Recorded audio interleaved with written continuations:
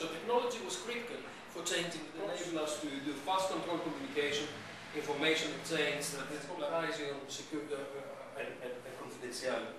I remember that had no relevance, and you'll see some of the examples later on. A lot of people were asking me what was eTourism, including the Vice Chancellor of SARI when I went back. And I said, okay, eTourism is basically bringing these three things together and interfacing with these three things. And that started this slide. The internet for interacting with all the stakeholders as a function of E. Okay? And that is critical, because there is no such a thing as eHRM anymore. It's not something that's happening on the corner. All the HRM is enabled by technology. If it breaks or not, that always works with my students. It wakes them up before you purchase it.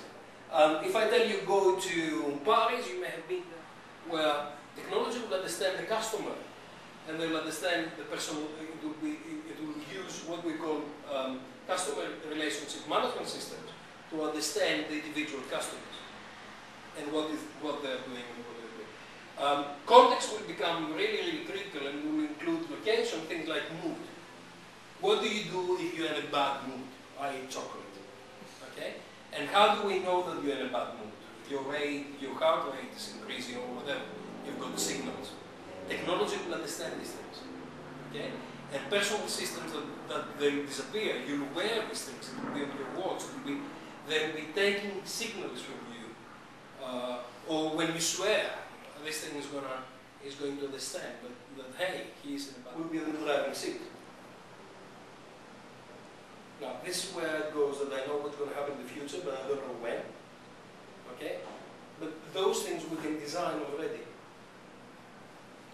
As far as the companies are concerned, they'll be addressing two things. One is revenue and the other is cost. Revenue in terms of expanding markets, direct distribution, yield management, revenue management, extensive distribution strategies, and cost in terms of internal integration, reducing of intermediation, intelligent procurement, and ASPs, application service providers, where we will outsource a lot of the things that we do. Well, there's a wonderful guy called Carl Magnusson up in Denmark, and this they address where you can find a lot of the latest statistics, where Carl is showing the growth of e-tourism in villages, hiding the best rates. You have to have a corporate, you have a military rate, diplomatic rate, and whatever else to hide the best rates. Yeah? You had to call, you had to go to bucket shops, the same thing. Now, they come up with the calendar pricing. So, if they've got calendar pricing means that they tell you the green prices are the low prices, the red prices are high prices. So, if you were trying to book something on the 19th of May, it's very high price. Probably they have a wedding, they've given 60 of their rooms out and they're trying to kill. This is the best price that you can get on Monday the 21st. So they publicize what's the good rates and the bad. If you were saying 10 years ago to a hotelier that you're going to put Skype in the room, they'll say, I'll lose revenue from the telephone.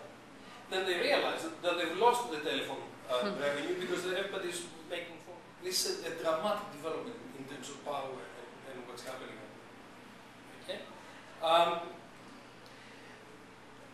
And there are lots of new tools. Who is using Kaya? Power tourist experiences. We'll talk a lot about the context-based services. We'll talk a lot about personalization and differentiation. We'll talk about user-generated content in Web 2. We'll talk about technology-enabled inclusion in terms of digital divide and access. We'll talk about return on resources utilized and how resources are changing. And we'll talk about tourism strategy, planning, policy, and development of futures based on in Norway. What you do is you've got several switches here. Hotel category, price, beach, entertainment, site, shopping, air temperature,